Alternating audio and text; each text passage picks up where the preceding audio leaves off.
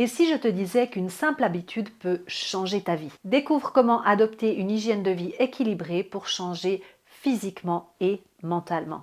Hello, moi c'est Anna-Alice. Je suis mentor en transition de vie. Bienvenue sur le podcast vidéo de la Casa Bloom. Ces épisodes sont là pour t'accompagner au mieux dans tes transitions de vie, que ce soit après un décès, l'arrivée ou le départ d'un enfant, un déménagement, bref, un chamboulement dans ta vie qui t'oblige à te remettre en question et à redéfinir tes valeurs. Retrouve-moi sur toutes les plateformes d'écoute ainsi que sur YouTube et Instagram. Et si tu veux aller encore plus loin dans l'échange, je t'invite à visiter mon site internet www.lacasabloom.com. Tu y trouveras un groupe de parole et d'écoute bienveillant imaginé pour toi. Le Blossom Group est un abonnement mensuel qui va t'aider à enfin t'autoriser à te métamorphoser, à exploser tes limites pour oser vivre pleinement et atteindre la résilience. Tout cela pour faire tomber ton masque et devenir la merveilleuse personne que tu es vraiment. J'espère t'y retrouver bientôt. En attendant de te voir, je te souhaite une bonne écoute.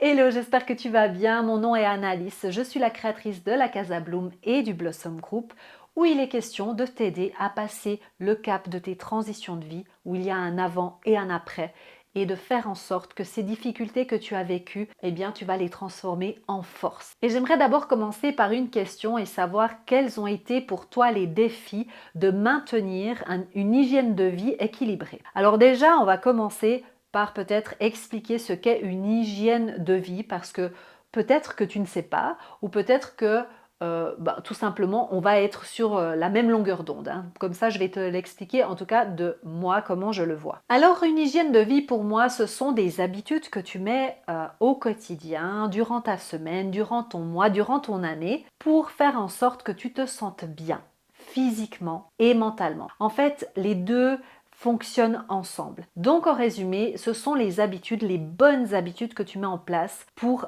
trouver un équilibre pour toi qui te correspond. Mais ce sont quand même des données assez, on va dire, basiques, des choses que tout le monde devrait appliquer. C'est pas juste des exemples de je préfère faire ma routine du matin de telle façon ou ma routine du soir. Non, ce sont vraiment des choses de base fondamentales pour que tu puisses fonctionner correctement en tant qu'être humain, tout simplement. Et on va commencer justement par l'alimentation. L'alimentation, on en entend souvent parler en ce moment car on a plus d'ouverture à ce niveau-là, déjà à parler de toutes les problématiques que l'on a avec l'alimentation, de bien se nourrir, et aussi parce que il y a des personnes qui vont dans le body positif, donc c'est-à-dire de s'accepter tel que l'on est. Je pense, et ça me regarde, moi c'est mon opinion, c'est que c'est très bien que ces mouvements existent, mais il faut qu'il y ait de nouveau un... C'est pas soit tout soit rien, on va dire. C'est bien d'être bien dans sa peau, de se sentir bien, mais c'est aussi bien d'être en bonne santé. Car quand on est en excès de poids, eh bien ça peut être dangereux pour notre santé. Et c'est là que c'est un peu compliqué. Donc oui à s'accepter tel que l'on est, mais oui aussi à essayer de faire en sorte d'aller mieux, d'améliorer sa santé de jour en jour. Ça ne se fait pas du jour au lendemain, bien entendu, comme rien, en règle générale dans la vie, ça prend du temps et c'est ok. Mais c'est important aussi, au bout d'un moment, d'être aussi correct et de dire que oui, c'est bien de s'accepter et de s'aimer et peut-être de ne pas voir que les défauts, parce que c'est en fait plutôt ça à la base, selon mon avis, le body positive, c'est de ne pas être toujours en train de pointer les défauts que l'on a, ah, puis j'ai ci, puis j'ai ça, puis j'ai de la cellulite. Non, ça c'est le body positive pour moi, de cesser de se critiquer tout le temps. Mais ça ne veut pas dire qu'on ne peut pas s'améliorer, n'est-ce pas? Donc une alimentation saine, je ne suis pas ici pour te donner des conseils de cuisine, parce que ce n'est pas du tout, mais alors pas du tout ma spécialité.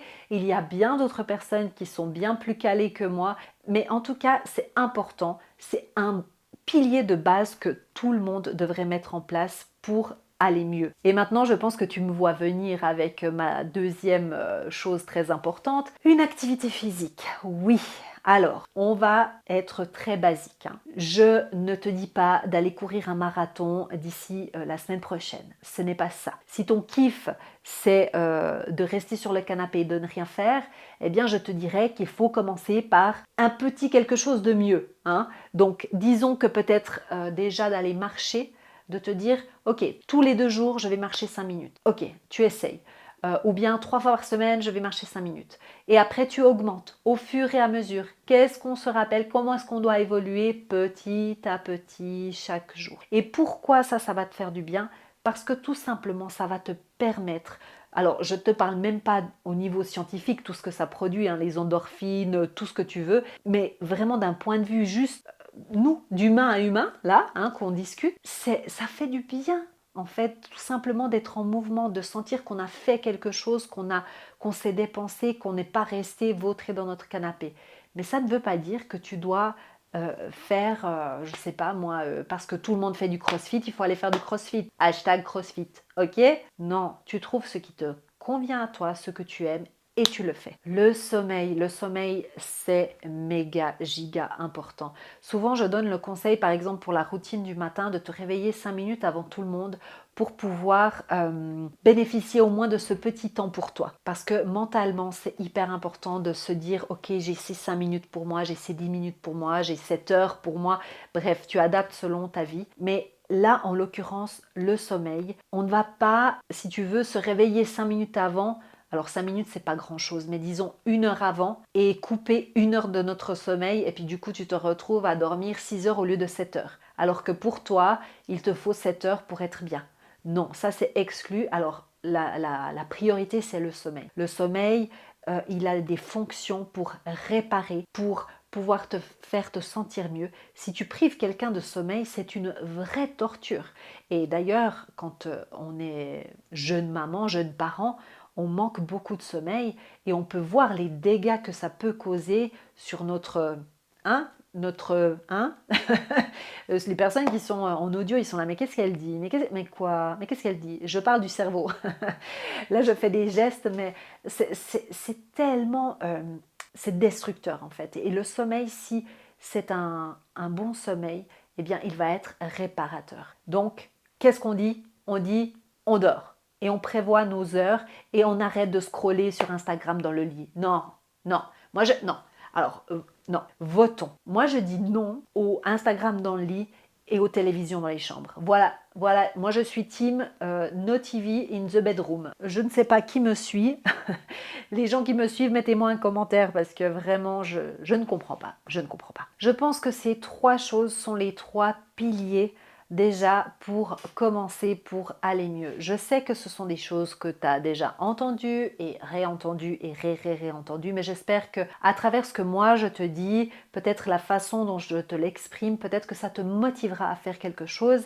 Et il faut savoir que on peut avoir entendu une information plusieurs fois et que c'est au bout de la xème fois que l'on va vraiment, tout d'un coup, on va avoir le tac, le déclic et ça va nous faire tilt et on va vouloir faire que les choses changent et bougent. Maintenant, c'est le comment tu le fais qui est important parce que souvent on entend la méthode X ou Y, il faut faire comme ça, il ne faut pas faire comme ça. Moi j'ai envie de te dire en fait, fais comme toi tu penses que c'est le mieux pour toi. Le sommeil, les gens qui me disent je dors 4 heures et ça me suffit, j'ai quand même un peu de mal à y croire. Il faut te connaître, c'est ça la base. On revient toujours à la même chose, se connaître. Et c'est pour ça qu'en fait ces vidéos sont là, c'est pour te permettre petit à petit de te connaître un peu plus. Parce que en fait ce qu'on ne se rend pas compte, c'est que ça dépend de nous, mais ça dépend aussi des personnes qui vivent avec nous par exemple.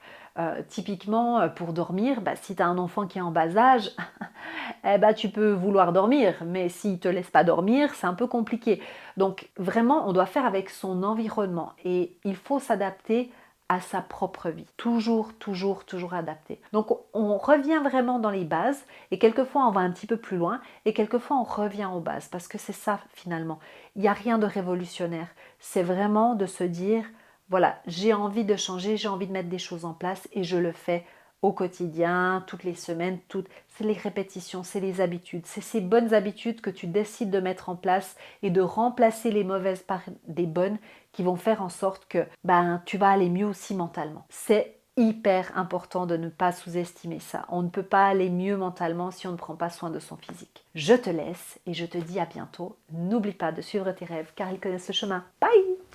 Mouah.